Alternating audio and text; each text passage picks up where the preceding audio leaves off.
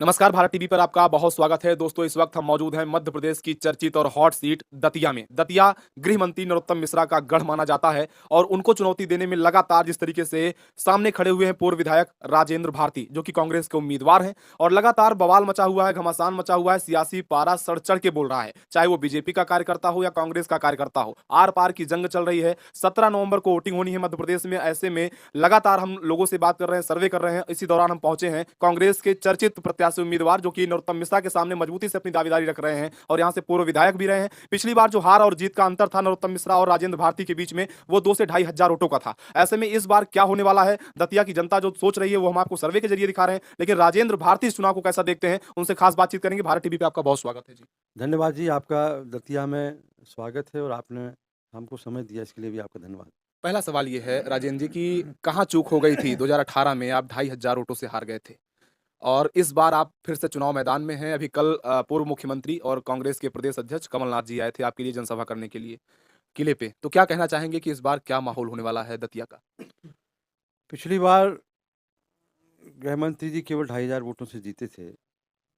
उसमें उन्होंने बहुत ज़्यादा पैसा बसई क्षेत्र में बाँटा था। वैसे तो पूरे क्षेत्र में पैसा बाँटते हैं वो। करप्ट प्रैक्टिस करते हैं, निर्वाचन आयोग की आचार संहिता का उल्लंघन करते हैं।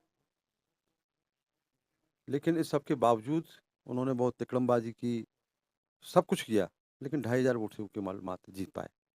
लेकिन इस बार जनता उनके बहुत ज़्यादा खिलाफ है और इसलिए है कि हर जगह उन्होंने एक तो पूरे शहर के अंदर, ज़िले के अंदर तोड़-फोड़ करके रख दी है।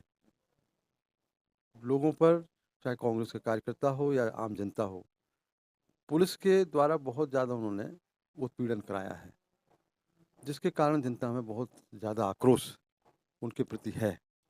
और जहाँ तक हमारी बात है, तो हम लोग यहाँ से जो राजनीति करते हैं, वो दमन की और उत्पीड़न की नहीं करते, भ्रष्टाचार और बेईमानी की भी नहीं करते हैं। यहाँ तो नरोत्तम मिश्रा जी भ्रष्टाचार और बेईमानी की राजनीति करते हैं। व्यवसायिक हैं मूलतः वो पॉलिटिशियन है, समाज सेवी नहीं है।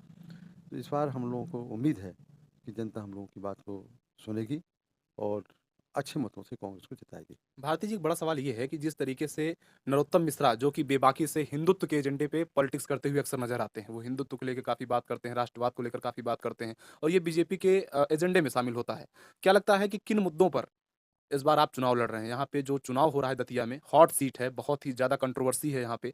किन मुद्दों पे आप चुनाव लड़ रहे हैं? और एक तरीके से कहा जा रहा है कि नरोत्तम मिश्रा जो है, वो दादा-दादा लोग कह रहे हैं उनको। तो क्या लगता है दादा जो है, काफ़ी लोग तो ये भी नारे लगा रहे हैं कि अब की बार सिंध के पार। तो ये क्या कंट्रोवर्सी है यहाँ? असल में इसके पीछे मुख्य कारण नरोत्तम मिश्रा जी की कार्यप्रणाली है। हुँ। वो तानाशाही तरीके से काम कर रहे हैं, जिससे लोगों में बहुत ज़्यादा आक्रोश है। और दूसरा कारण ये भी है कि उन्होंने इस ज़िले में भ्रष्टाचार बहुत किया है, हुँ। बहुत ज़्यादा, हर काम में, खरीदी में, निर्माण कार्यों में। तो उस वो भी सब चीज़ सब पब्लिक के सामने आ गई है। हुँ। अब पब्लिक की जब सारी चीज़ सामने आ जाती है, तो फिर वो किसी को बख्शती भी नहीं है, क्योंकि जब तक कोई छुपा रहता है, कोई बात नहीं सामने आती है, तो पब्लिक को जानकारी नहीं होती कि कौन व्यक्ति किस तरह की कार्यप्रणाली है, किस तरह का नेचर है। लेकिन अब नरोत्तम मिश्रा के बारे में एक-एक व्यक्ति दतिया का जान चुका है और इसके बाद वो उनको बर्दाश्त करने के लिए तैयार नहीं है। नहीं, वो तो कह रहे हैं दलितों का सम्मान, पिछड़ों का सम्मान हमारी सरकार में था और हमने मध्य प्रदेश की जनता के लिए बहुत काम किया। उसके अलावा दतिया में माँ पीताम्बरा की मंदिर है, उसके लिए वो कहते हैं कि लगातार हम विकास कार्य कर रहे हैं। क्या लगता है ये सब दावे कितने सही हैं?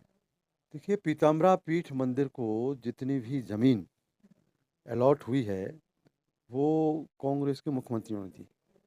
सबसे पहले अर्जुन सिंह जी ने दी, फिर मोतीलाल वोरा ने दी और उसके बाद माननीय दिग्विजय सिंह ने दी। तो कांग्रेस प्रदर्शन नहीं करती है। आस्था, धर्म, आस्था और विश्वास का प्रतीक है, प्रदर्शन का नहीं है। कांग्रेस आस्था और विश्वास रखती है धर्म के प्रति और भारतीय जनता पार्टी प्रदर्शन करती है। तो इसलिए अब भारतीय जनता पार्टी का वो प्रदर्शन भी वही कोई तिलक लगा के, कोई व्यक्ति तिलक लगा के घृणित कार्य करे, तो बड़ा उसको तो हम कह सकते हैं कि वो बहुत ज़्यादा उसने अपराधी से भी ज़्यादा बड़ा काम कर दिया। साधारण व्यक्ति बगैर तिलक लगाए कोई काम करे, ये गलत तो कह काम रहे हैं करे। कि हिंदू हैं हम, हिंदू होने पे गर्व है, तिलक लगाएँगे और उसके अलावा जय श्री राम के नारे लगाएँगे। आप तिलक नहीं लगाएँ तो आप हिंदू नहीं हैं क्या? मैं तिलक नहीं लगाया हूँ तो क्या हिंदू नहीं है? प्रदर्शन करने की ज़रूरत है क्या? हम हिंदू हैं, लेकिन हम वो हिंदू हैं जो सभी धर्मों का समान आदर करते हैं। हम सनातनी हिंदू हैं, तो तिलक लगाना ज़रूरी है क्या? प्रदर्शन करना ज़रूरी है क्या? तो क्या लगता है कि मामा की लाडली बहना योजना पे जनता विश्वास करेगी इस बार, या फिर जो कमलनाथ हैं उनके वचनों के साथ इस बार मध्य प्रदेश की जनता?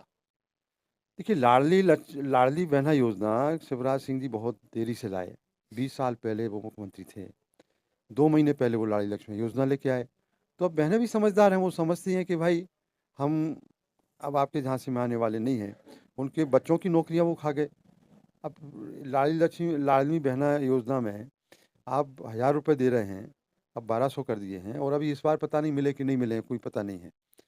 लेकिन उनके बच्चों की आप नौकरी खा गए, उनकी महंगाई आपने इतनी बढ़ा दी कि उनकी रसोई खाली हो गई। तो उसका फ़ायदा लाडली बहना को मिल ही नहीं रहा है, उसका सिलेंडर ही नहीं आ रहा 1200 में तो। हुँ। ये बताइए, शिक्षा, स्वास्थ्य, रोजगार, पानी, बिजली, किसान, खुशहाल, इन मुद्दों पर पिछले 5 सालों में बीजेपी की जो सरकार रही है मध्य प्रदेश में, शिवराज सरकार, और खास तौर पे नरोत्तम मिश्रा जो दतिया से विधायक हैं, गृह मंत्री हैं, उनके भी दावे हैं, ये चीज़ें हुई हैं। तो क्या लगता है इन पर कितना काम हुआ पिछले 5 सालों में? देखिए, जो बेसिक काम हुआ है वो तो कांग्रेस टाइम में हुआ। चाहे मजरे हों, टोले हों, मोहल्ले हों, गली हों, गाँव हों, हर जगह बिजली पहुँचाने का काम कांग्रेस पहले ही कर चुकी थी। पानी पहुँचाने का काम भी कांग्रेस ने किया है। साधन अलग-अलग थे लेकिन पहुँचाया है। उस समय नल जल योजना नहीं पहुँची लेकिन हैंडपंप जगह-जगह थे। पानी तो पहुँचा है, टंकियाँ बन गई थी, नल जल योजना चालू हो गई थी। तो ये सड़क भी उस समय भी कांग्रेस टाइम में ही बनी। अब उसको नए तरीके से और सड़कें बनाना, ये तो एक सतत प्रक्रिया है तो विकास कहाँ, की। अच्छा ये बताइए, कहाँ पे चूक हो गई? 2018 में जनता ने जनादेश दिया कांग्रेस को। कहाँ पे चूक हो गई कि सरकार खसक गई? क्या लगता है इस बार कुछ ऐसा खेला नहीं होगा? नहीं, अब सरकार की जो भारतीय जनता पार्टी की मौजूदा सरकार है, उसके प्रति जनता का आक्रोश 2 कारणों से है। एक कारण तो है एंटी इनकम्बेंसी, 20 सालों में जितने भी गबन कांड घोटाले हुए हैं, पटवारी घोटाला हो या दूसरे और घोटाले हों, व्यापम घोटाला हो, तो लगातार ये गबन घोटाले से जनता का बहुत आर्थिक नुकसान हुआ है, जनता को चोट पहुँची है। दूसरा कारण ये है कि जनता ने 2018 में कांग्रेस पार्टी को मौका दिया था सरकार बनाने का, जो इन्होंने खरीद-फ़रोख्त करके, विधायकों की खरीद-फ़रोख्त करके उसको अपने हाथों में तो क्या ज़बरदस्ती कांग्रेसी बिकने वाले हैं? कांग्रेसी बिकने वाले हैं क्या? नहीं, कांग्रेसी बिकने वाले नहीं हैं, लेकिन वो लोग बिकने वाले थे जो सिंधिया जी के साथ थे। हुँ, जब उनका नेता ही बिक गया तो उनके चेले-चपाटे भी बिक गए। हुँ। तो नहीं तो सिंधिया कह रहे हैं कि हमने घर वापसी की है और वफ़ादारी से मध्य प्रदेश की जनता के लिए हमने सरकार में आना स्वीकार किया है। उनको घर की 25 30-35 साल बाद घर की याद आई। घर की याद और पहले नहीं आई। जब उनको मौका मिला तभी याद आई कि हमें कब कौन खरीद रहा है, कौन बेच रहा नहीं है। तो जनता तो कह रही है सिंधिया, काफ़ी लोग कह रहे हैं वफ़ादार, काफ़ी लोग कह रहे हैं गद्दार। तो आप क्या मानते हैं? नहीं, वो वफ़ादार नहीं है, हुँ, वफ़ादार नहीं है वो। हुँ, वो तो जब वहाँ गुना से हारे, हुँ, तो उसके बाद उनका मनोबल टूट गया था। हुँ। तो को वो भारतीय जनता पार्टी की ओर तभी आकर्षित होने लगे थे। फिर उन्हें रास्ता एक बहाना उनको मिला, उसके बाद अच्छा, वो एक चले गए। बात ये बताइए कि काफ़ी लोग ये कह रहे हैं यहाँ पे कि कट्टा-सट्टा, जुआ, पता नहीं क्या ये दतिया में इस तरह से, तो इस पर क्या, ये क्या सच, कितना सच्चाई है ये? दतिया जिले की कानून व्यवस्था पूरी तरह से चौपट है। यहाँ पुलिस का कोई पुलिसिया राज्य नहीं है, पुलिसिंग नहीं होती है, यहाँ जंगल राज है। और एक ही व्यक्ति का जो उसकी ज़बान से निकल जाता है, वही कानून है। आईपीसी, सीआरपीसी और दूसरी धाराओं का कोई मतलब यहाँ एक्ट का मतलब नहीं है। यहाँ केवल एक नरोत्तम एक्ट चलता है। वही एक्ट जो उन्होंने कह दिया, पुलिस वही मानती है, आपका जिला प्रशासन ही वही मानता है। अब इसका ठीक है, अभी वो कर रहे हैं, एक गलत काम कर रहे हैं, लेकिन इन गलत कामों की जब सामने आएँगे, तो उसकी सज़ा भी उनको भोगना पड़ेगी, चाहे वो अधिकारी कर्मचारी हो और चाहे वो गृह मंत्री जी हों, तो वो भी उनको भोगना पड़ेगी। और इसके लिए हम लोग कटिबद्ध हैं, प्रतिबद्ध हैं हम लोग कि जो गलत काम हो रहे हैं, उनके भ्रष्टाचार जो हो रहा है और जो दुनिया भर के गलत काम हो रहे हैं, उनके प्रति हम कार्रवाई करवाएँगे, करेंगे कांग्रेस सरकार आने के बाद, और सज़ा भी दिलवाएँगे। एक बड़ा सवाल ये है कि बीजेपी के नेता ये कह रहे हैं कि दलितों का सम्मान हो, महिलाओं का सम्मान हो। मामा शिवराज की सरकार में, बीजेपी की सरकार में ये बहुत ज़्यादा बढ़ा है। उन्होंने बहुत सम्मान दिया है, ऐसा वो कह रहे हैं। देखिए, भारतीय जनता पार्टी और उसके नेता यदि दलितों का सम्मान करते तो 2 अप्रैल की घटना नहीं घटती, नंबर 1 बात। हुँ, लगातार जो घटनाएँ बलात्कार की हो रही हैं, उज्जैन का मामला हो या दतिया में ही एक वरगाई गाँव है, हुँ, वहाँ पर 2 लड़कियों के साथ बलात्कार हुआ और पुलिस ने, गृह मंत्री ने रिपोर्ट भी नहीं होने दी। घटना भी घटती है, वो चाहे फरियादियों के प्रति सहानुभूति रखने के बजाय, बच्चियों के प्रति सहानुभूति रखने के बजाय, गृह मंत्री जी अपराधियों के प्रति सहानुभूति रखते हैं, उनको बचाते हैं। तो बलात्कार भी हो रहे हैं लगातार, अपराध भी घटित हो रहे हैं और उसके कारण दलित भी बहुत ज़्यादा परेशान हैं। जब दलितों के ऊपर पेशाब तक करने से लोग नहीं चूक रहे और फिर मामा नाटक करते हैं, तो ये सारी घटनाएँ ये प्रदर्शित करती हैं कि मध्य प्रदेश में सबसे ज़्यादा बलात्कार की घटनाएँ हुई हैं। वो तो रिपोर्ट कहती है, क्राइम ब्यूरो की रिपोर्ट भी इस बात को कहती है कि मध्य प्रदेश में सबसे ज़्यादा महिलाओं का उत्पीड़न शोषण हो रहा है, दलितों के प्रति घटनाएँ बढ़ी हैं। तो ये सारी रिपोर्ट इस बात को इशारा करती है कि शिवराज सिंह जी और उनके गृह मंत्री कानून व्यवस्था बनाए रखने में पूरी तरह से असफल साबित हुए। एक आखिरी सवाल ये बताइए कि इस बार एमपी में काबा उसके अलावा जो है दतिया में काबा, इस बार दतिया में क्या होगा और एमपी में इस बार किसकी सरकार बनेगी? एक आखिरी स्टेटमेंट आपका। मध्य प्रदेश में कर्नाटक की पुनरावृत्ति होगी। तो बहुत सारे कारण हैं जैसा मैंने आपको बताया। तो मध्य प्रदेश में कांग्रेस की सरकार बनने जा रही है। भारतीय जनता पार्टी को पूरी तरह से जनता नकार चुकी है। मन बना लिया है जनता ने कि परिवर्तन करना है और परिवर्तन सुनिश्चित है। अब सीटें 140 मिलती हैं, 150 मिलती हैं, ये अलग बात है। लेकिन ये निश्चित है कि कांग्रेस की सरकार मध्य प्रदेश में बन रही है। दतिया में क्या देखते हैं?